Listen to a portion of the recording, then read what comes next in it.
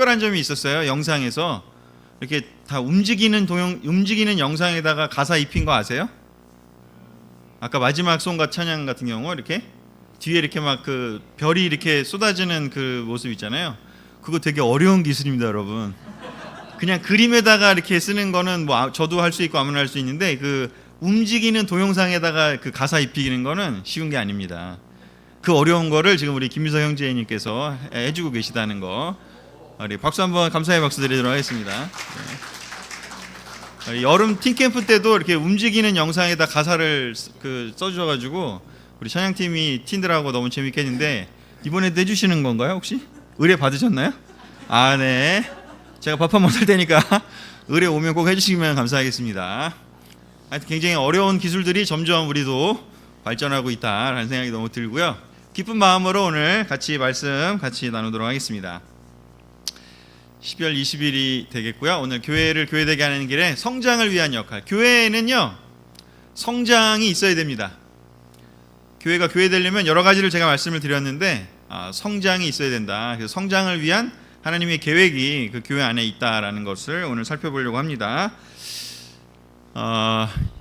이제는 더 이상 성장하고 싶지 않다. 그런 분 혹시 계신가요? 네, 안 계실 거라고 생각이 들고요. 우리 교회가 성장한다는 그 개념이 반드시 들어있는데 우리 에베소서 4장 13절에서 15절을 우리 같이 읽도록 하겠습니다. 그리하여 시작.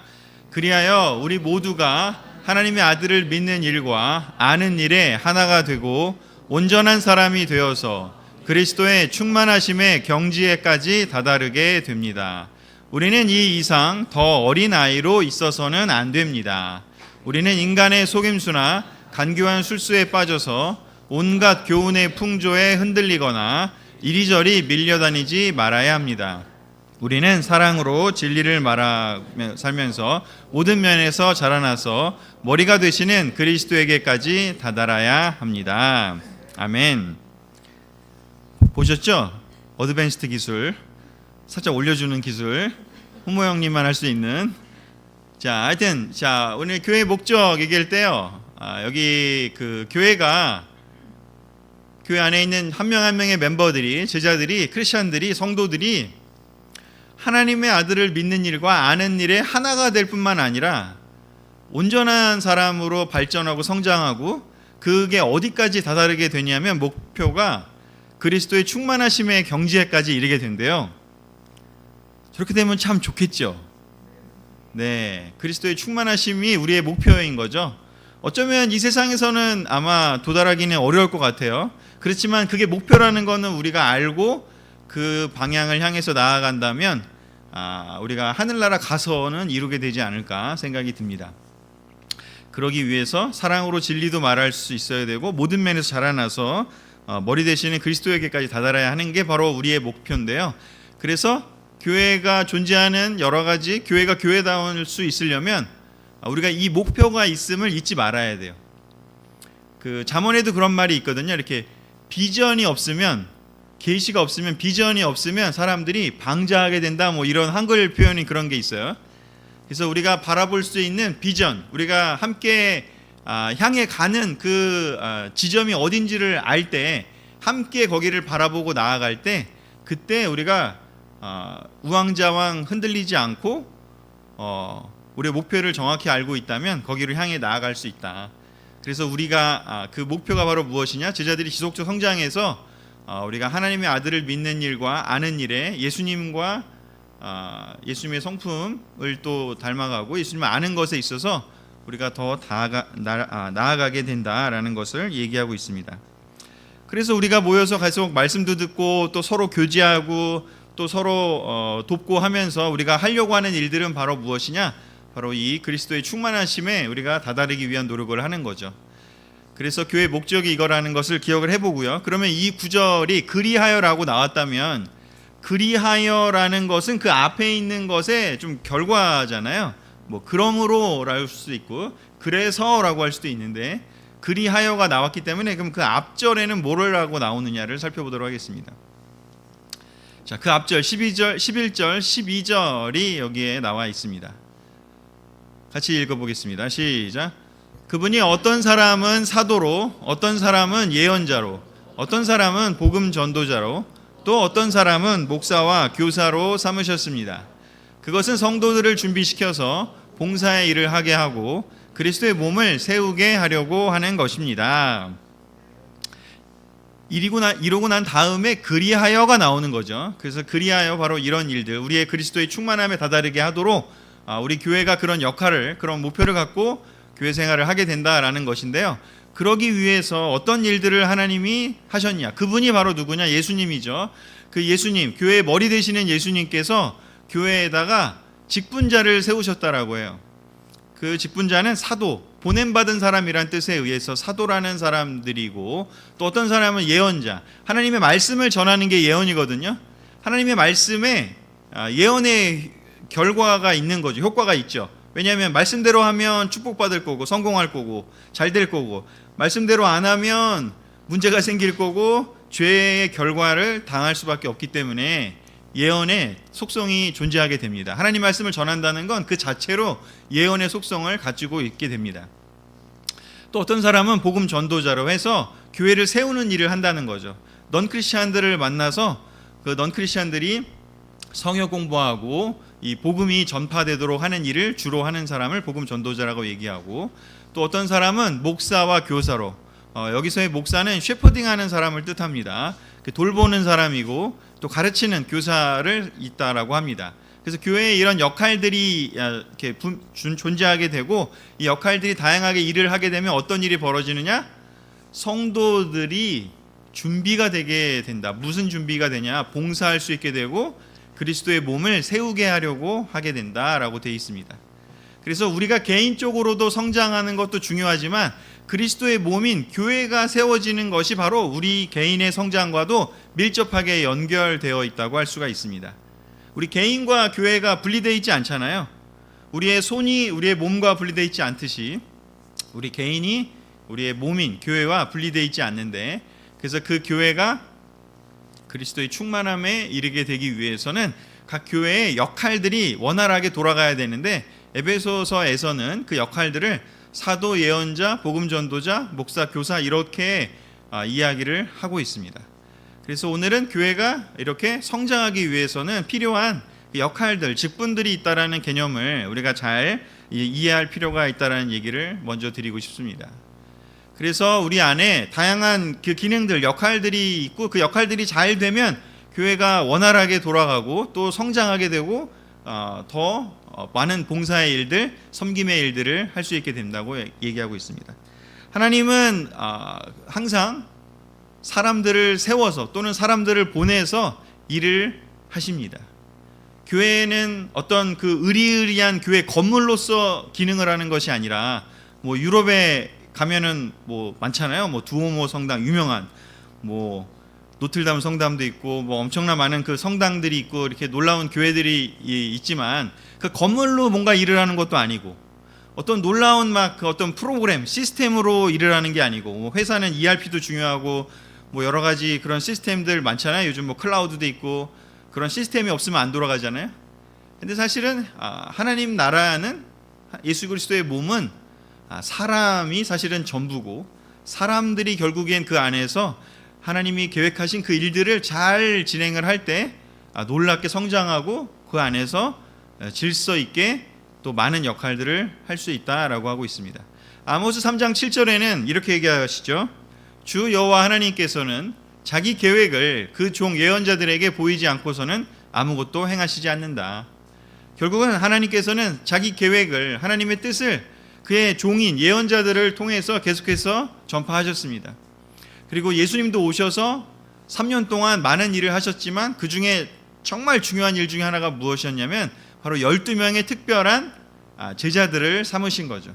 그래서 그 제자들을 통해서 자기 계획을 알리셨고, 그 계획을 결국에는 많은 사람들에게 전파하도록 사람들을 세우셨습니다. 잠언 11장 14절에도 이런 이야기가 있죠. 훌륭한 지도자가 없으면 나라가 망하여도 충원자가 많으면 평안을 누린다. 훌륭한 지도자가 없으면 그 조직은, 그 공동체는 망할 수밖에 없습니다. 바로 그 한 명의 훌륭한 지도자가 여기서는 한 명이라고 뭐 볼 수도 있고 여러 명이라 볼 수도 있지만 중요한 건 그 비전을 전해줄 수 있는 하나님의 뜻을 잘 전해줄 수 있는 그 역할을 하는 사람들이 잘 역할을 해야 그 공동체가 원활하게 움직일 수 있고 원활하게 돌아갈 수 있다라고 기록이 되어 있습니다. 여러분들의 가정에도 여러분의 아버지, 어머니, 뭐 여러분들이 그 역할을 하고 계시겠지만 여러분들이 잘 그 가정의 그 리더인 엄마 아빠가 잘 서 있어야 아이들도 평안하고 안정을 느끼고 잘 양육받고 성장하지 않겠습니까? 뭐 가정도 그렇고 회사도 마찬가지 아닌가요?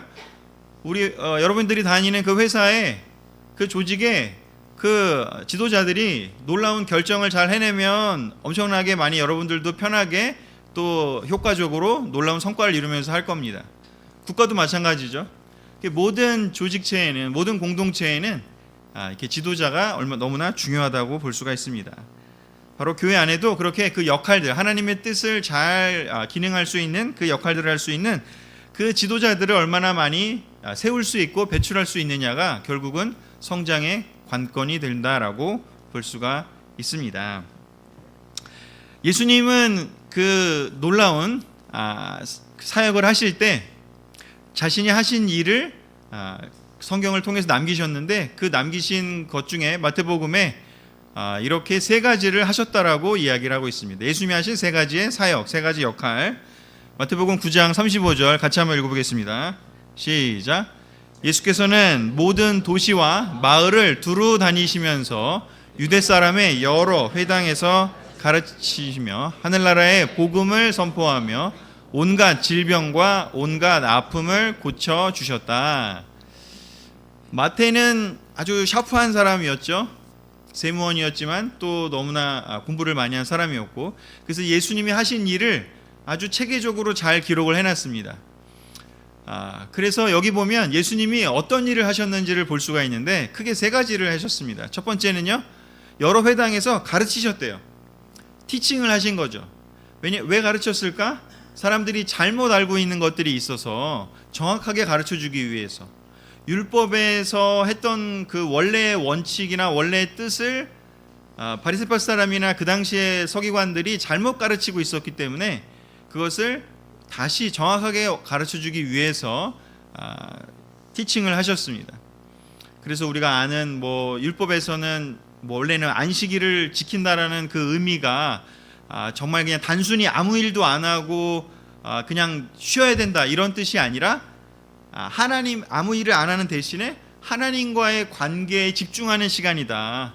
나머지 6일 동안은 우리가 먹고 살기 위한 많은 일들을 하지만 일주일에 최소한 하루는 하나님과의 관계에 집중하는 시간이고 그 하나님에 대한 이야기를 가족들이 모여서 집중적으로 같이 시간을 보내면서 얘기를 나누는 것이다 라는 것이 안식일의 본래의 목적이었는데 사람들은 그것을 그렇게 하지 않고 그냥 안식일을 지키는 그 자체에 집중을 시켰잖아요. 그래서 아무 일도 하면 안 돼. 그것에 집중을 하다 보니 잘못된 생활이 나오게 되기 때문에 그래서 그것을 올바르게 구약 율법의 그 본래의 정신을 가르치셨습니다. 뭐 이건 예를 하나 든 것뿐이고 여러분이 뭐 보시면 특히 마태복음 5장부터 한 8장까지 그 내용이 자세히 나오죠. 그리고 두 번째는 하나님 나라의 복음을 선포하셨대요. 프리칭이라고 영어에는 표현되어 있습니다. 우리가 이렇게 선포한다. 하나님 나라의 복음, 즉 하나님 나라가 가까이 왔다. 회개하고 천국에 들어와서 하나님 나라의 삶을 살아라, 누려라. 이러한 선포하는 가르침을 또한 복음을 전하셨습니다. 예수님 자체가 복음이셨고 또 예수님이 주고자 하셨던 그 하나님 나라의 삶이 바로 복음이었는데요. 그거를 이렇게 가르쳐주고 알려주는 거죠. 왜냐하면 세상 어디에도 없는 특별한 복음이니까요. 복음 자체가 굿뉴스라는 뜻이잖아요. 세상에 있었으면 굳이 선포할 필요가 없는데 세상에 없다 보니까 사람들이 모르니까 그걸 누군가는 알려야 하잖아요. 그렇기 때문에 바로 그 복음을 선포하는 일이 필요했습니다.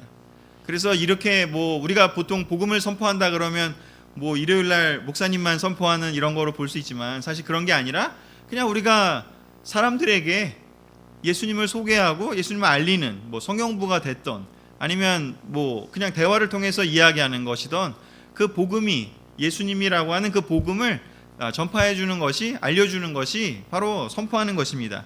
그래서 다른 표현으로는 전도하며라고 표현될 수도 있는 거죠. 도를 전하다라는 게 바로 이 복음을 선포하는 일이 됩니다.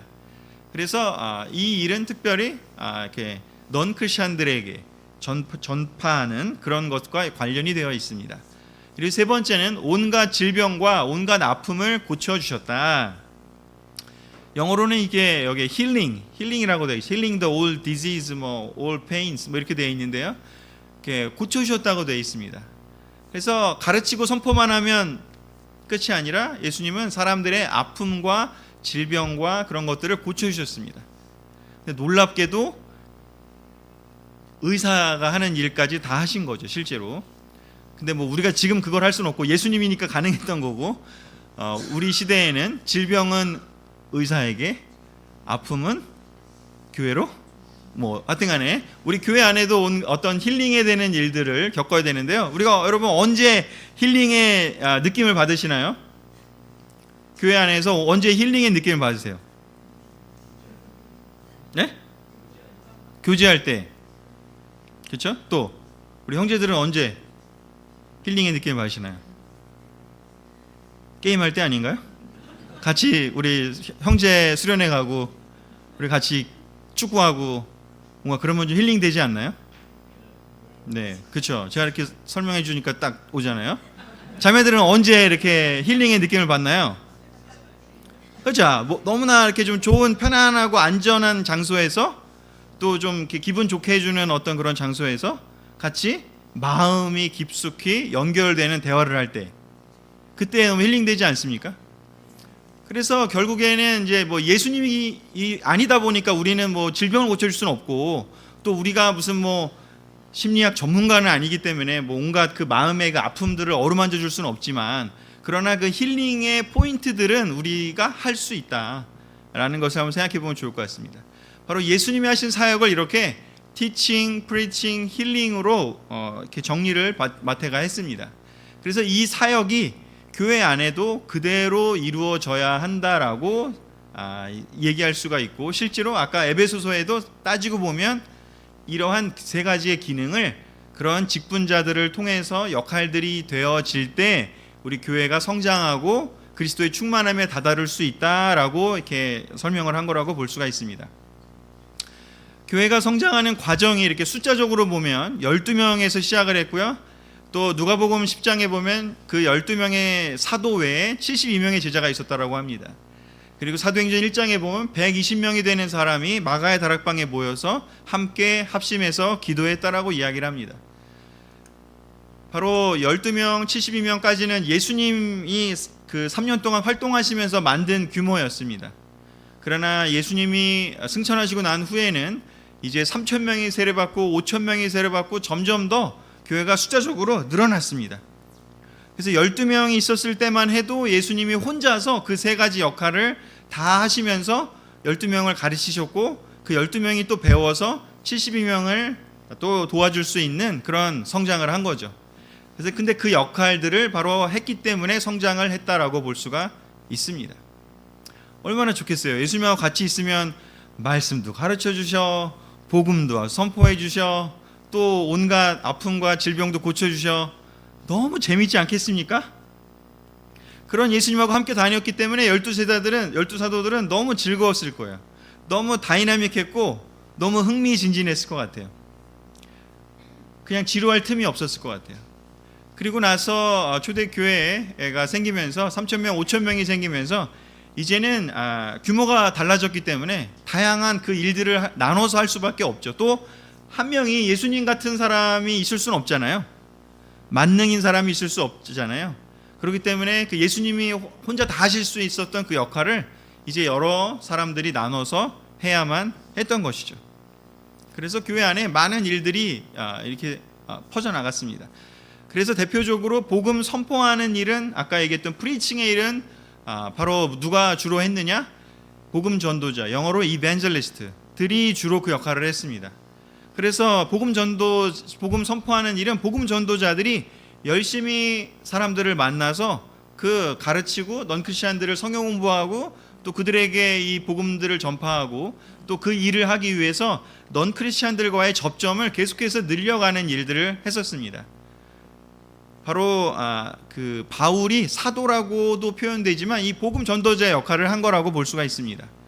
가서 회당에 가서 얘기하고 또 두란노 서원에 가서 얘기하고 또 아테네 가서는 그 철학자들이 막 토론하고 있는 아고라 광장에 가서도 얘기하고 그들과의 접점을 계속 만든 거죠.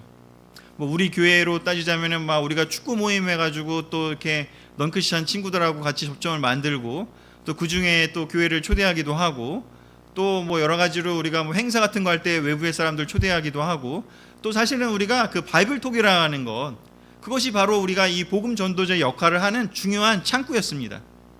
교회로 먼저 오라고 하면은 거부감이 있을 수 있는 사람들에게 그 바이블톡이라고 하는 그 모임을 만들어서 그 가정에서 또는 뭐 카페에서 편안한 그 자리에서 이렇게 복음 굿뉴스를 들을 수 있도록 우리가 그 기회들을 제공한 거죠. 그리고 두 번째는요.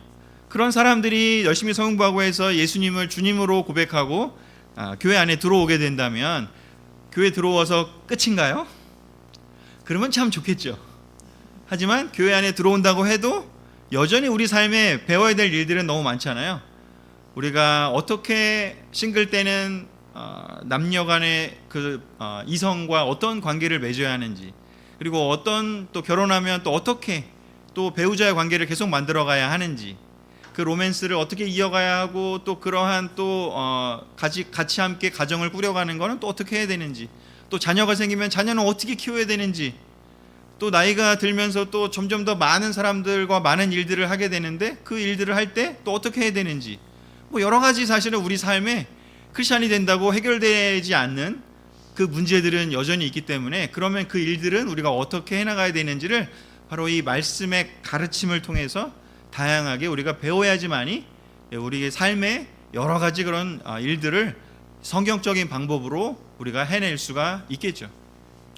그러나 그런 일들을 하다 보면 우리가 삶에 여러 가지 일들을 하다 보면 지치기도 하고 또 잘 몰라서 실질적인 도움이 필요하기도 하고 뭐 여러 가지 많은 일들이 필요하게 됩니다.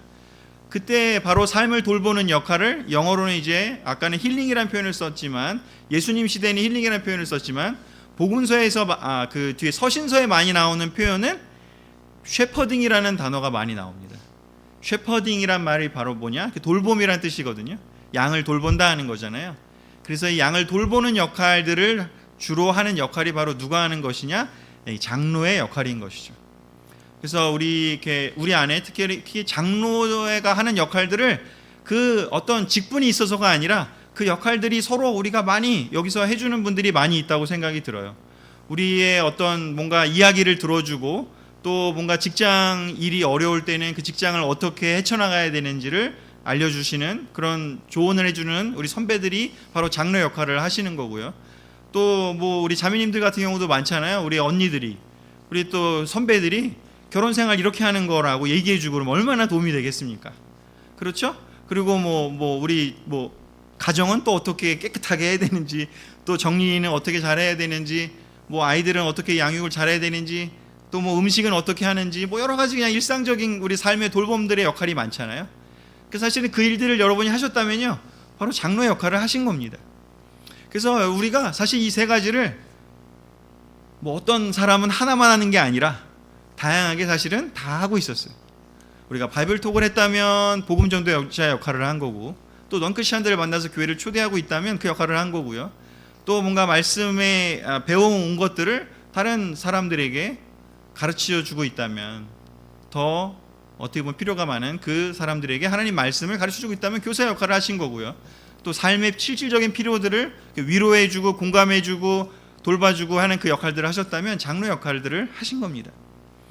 바울은 이 어떤 그 직분자를 세워서 일을 하게 한 게 아니라 역할을 하고 있는 사람들을 이 타이틀을 주는 방향으로 서술을 했습니다. 본질적인 건요, 타이틀이 중요한 게 아닙니다. 본질적인 건 그 역할이 교회에서 되고 있느냐가 중요한 것입니다. 그 역할들을 묵묵히 수행하고 있는 사람들을 우리는 그냥 그런 사람으로, 교사로, 장로로, 복음 전도자로 불러줄 수 있고 임명해 줄 수가 있는 거죠. 원래는 아무 일도 안 하다가 넌 장로니까 이제 그 일해, 그렇게 하는 거랑은 차원이 다른 이야기겠죠. 초대교회의 세 가지 역할이 이렇게 있었고요. 여기에 이제 이 세 가지뿐만 아니라 교회 안에 영양 공급이 골고루 이루어져야 성장한다라는 것이 뭐 너무나 자명한 일이잖아요. 여러분 뭐 잘 아시겠지만 탄수화물, 단백질, 지방이 있어야 이 기본 거기에다가 플러스 요즘 영양제 많이 드시죠? 또 뭐가 필요한가요? 마그네슘, 아연도 필요하고 또 뭐 여러 가지 비타민도 필요하고 다양한 영양소가 있어야 우리가 건강하지 않겠습니까? 그런 것처럼 교회 안에도요, 복음 전도자 또 말씀 가르치는 역할, 삶을 돌봐주는 역할뿐만 아니라 필요를 채우는, 실제로 필요를 채우는 많은 일들이 이루어져야 합니다. 봉사의 역할들이죠. 우리로 따지면 어셔링 한다던가 아니면 호프일을 한다던가 아니면 뭐 여러 가지 그 교회 뭐 행사할 때마다 많은 일들을 하잖아요. 뭐 게임 진행하는 사람도 그렇고 또 뭔가 물건을 나눠주기도 하고 뭐 여러 가지 또 교회의 어떤 그 보수를 할 수도 있고요. 그런 실질적인 필요를 채우는 역할들을 봉사하는 역할이라고 합니다. 그래서 그 일을 하는 사람을 교회에서 또 누구라고 직분을 주잖아요. 그 직분이 뭘까요? 집사라는 직분을 그래서 주는 겁니다.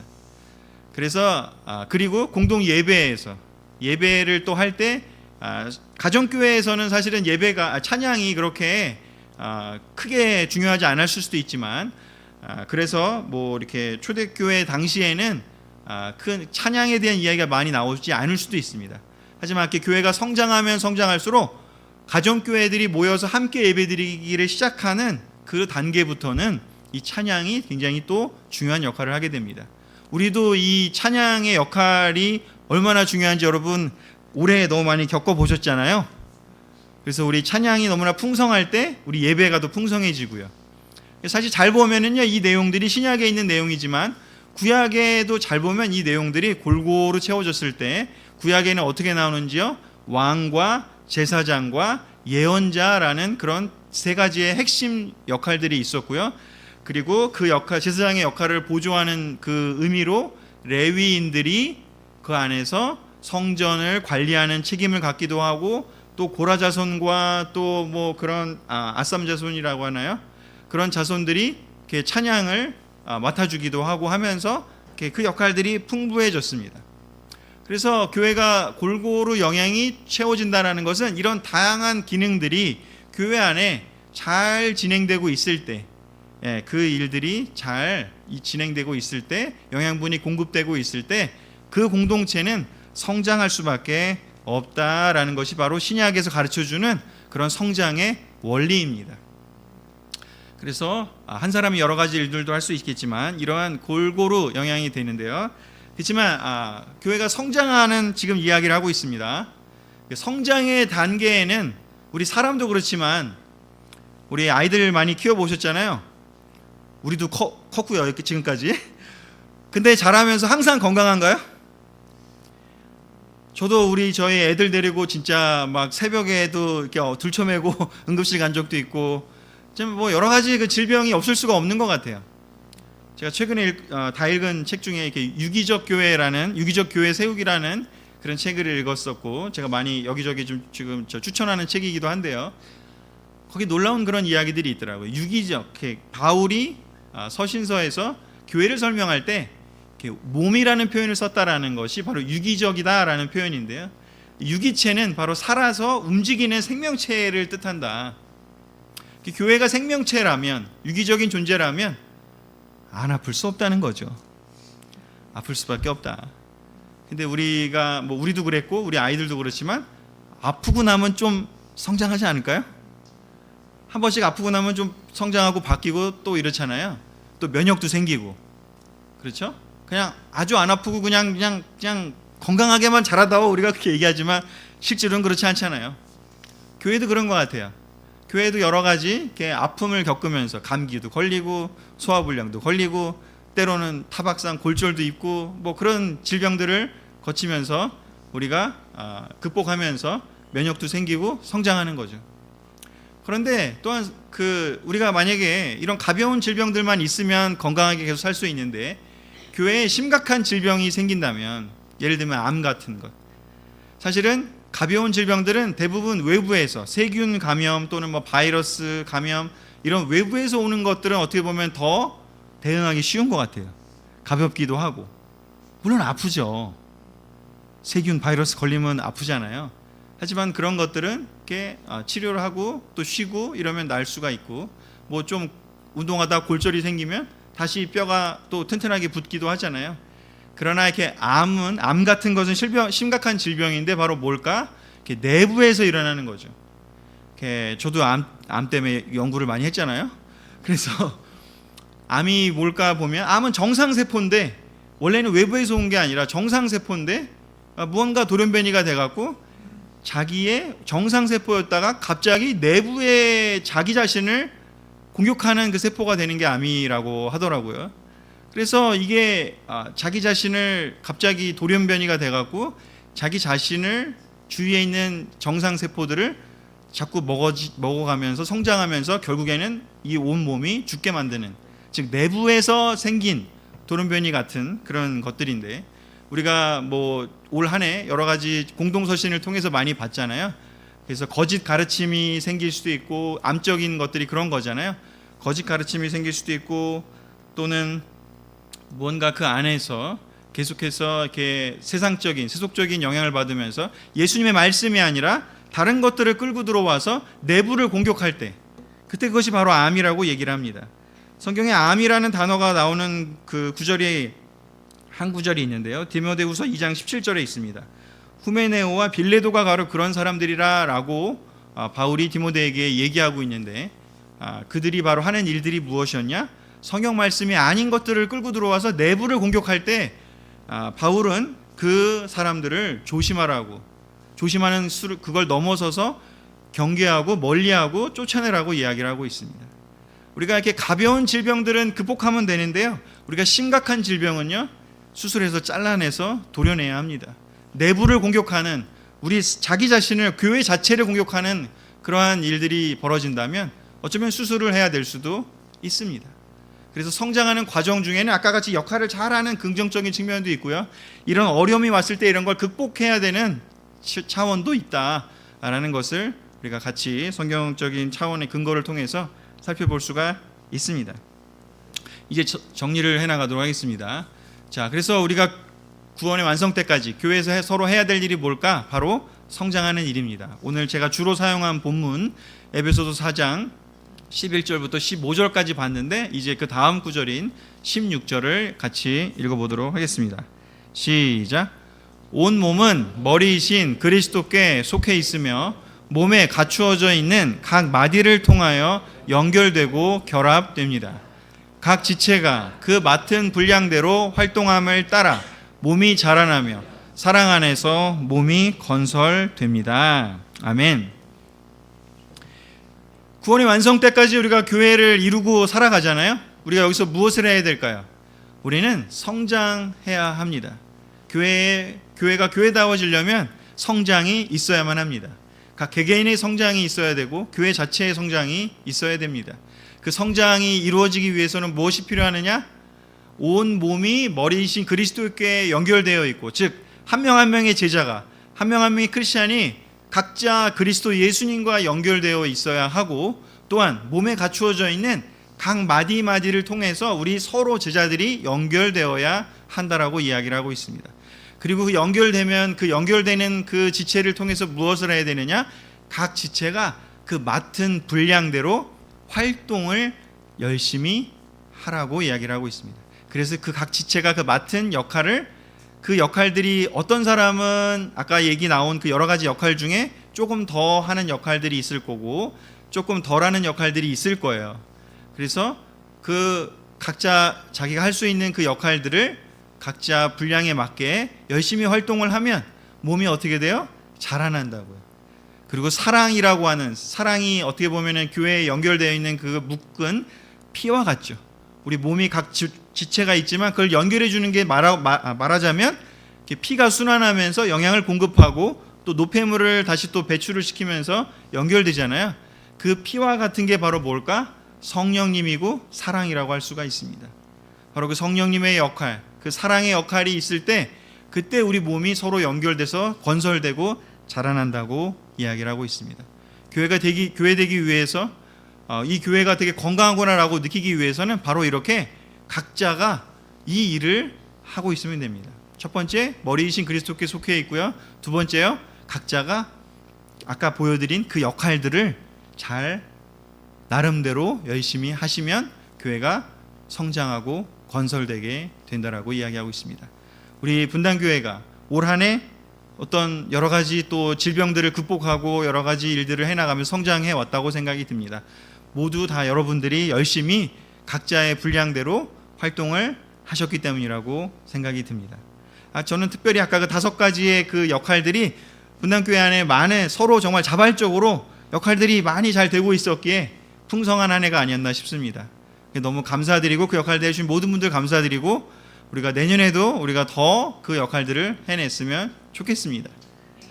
그리고 그렇게 하던 과정 속에서 마지막 슬라이드인데요. 과정 속에서요, 어떤 아까 그 질병의 이야기를 했지만 그냥 원활하게 잘 되면 참 좋겠지만 유기체라는 건 항상 외부의 공격 또 내부의 이런 아픔들이 있기 때문에 질병들을 극복을 해 나가야 되는데 그 질병들을 대하는 우리의 태도가 어때야 될지 바로 여기 히브리서 12장에 있는 구절을 보면서 확신을 가지기를 부탁을 드리고 싶고, 또 내년에도 우리에게 어떤 뭐 기침 또는 뭐 감기 또는 뭐 타박상, 골절 뭐 어떤 일이 또 벌어질지 모르겠지만 그런 일들이 생길 때, 우리 몸을 아프게 하고 흔들리는 일들이 생길 때 그 일들을 통해서 하나님이 기대하시고 바라는 게 뭘지 이 구절을 통해서 생각해 보셨으면 좋겠습니다.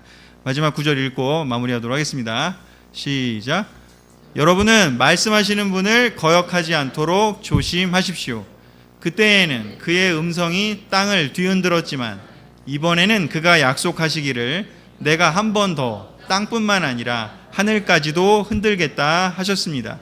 이 한 번 더라는 말은 흔들리는 것들, 곧 피조물들을 없애버리는 것을 뜻합니다. 그렇게 하는 것은 흔들리지 않는 것들이 남아있게 하시려는 것입니다. 그러므로 우리는 흔들리지 않는 나라를 받으니 감사를 드립시다. 그리하여 경건함과 두려움으로 하나님이 기뻐하시도록 그를 섬깁시다. 우리 하나님은 태워 없애는 불이십니다. 아멘. 하나님이 질병을 우리에게 허락하신다는 뜻이죠. 교회가 질병이 안 걸렸으면 좋겠는데 그 아픔의 시간이 있다라는 거예요. 근데 그렇게 하시는 이유가 뭘까? 교회를 흔드는 일이 있다라고 한 건데, 여기는 뭐 교회뿐만 아니라 온 세상을 흔드신다는 개념으로 이야기를 한 겁니다. 근데 흔드시는 이유가, 하나님이 흔드시는 이유가 뭘까? 우리를 괴롭히시기 위해서가 아니고 우리를 흔들리지 않는 것들이 무엇인지 알게 해주시고 그것들만 남게 하시려는 목적이 있다라고 이야기를 하고 있습니다. 왜냐하면 하나님 나라가 흔들리지 않는 나라기 때문이죠. 우리의 유기체는 시간이 흘러가면 엔트로피 법칙에 의해서 우리는 노화되고 죽을 거예요. 하지만 하나님 나라는 결코 사라지지 않습니다. 하나님 나라는 계속해서 성장하고 발전하고 확장될 것입니다. 왜냐하면 하나님 나라는 우리 몸과 같은 그런 피조물로 만들어진 것이 아니라 하나님의 영원하신 계획에 의해서 만들어졌기 때문입니다. 그래서 우리의 소속이 교회에 있다가, 이 세상에서는 교회에 있다가 우리가 나중에 어디로 가요? 결국 하나님 나라, 그 흔들리지 않는 하나님 나라로 옮겨갈 것입니다. 그러니 우리가 이 세상에서 교회로서 우리가 함께 공동체로 지내는 동안 조금 아프고 흔들리는 일이 있다 하더라도 그 일의 목적이, 하나님이 분명히 성경에 기록해 놓으신 그 목적이 뭐라고요? 흔들리지 않는 나라를 주기 위해서라는 것을 우리가 잊지 않았으면 좋겠습니다. 경건함과 두려움으로 하나님을 섬기면서 하나님이 태워 없애시는 불로 우리를 흔드시고 태워서 그 흔들리는 것들을 다 없애버리시고 우리에게 보석과 같이 흔들리지 않는 것들만 남도록 우리를 정련하시고 이끄실 거라는 그 확신을 올 한 해 마무리하면서 가지시길 바라고, 내년에도 우리 놀랍게 조금 아픈 일이 있더라도 우리 함께 질병을 극복하고 더 성장하는 우리 교회가 됐으면 좋겠습니다. 말씀을 마치겠습니다.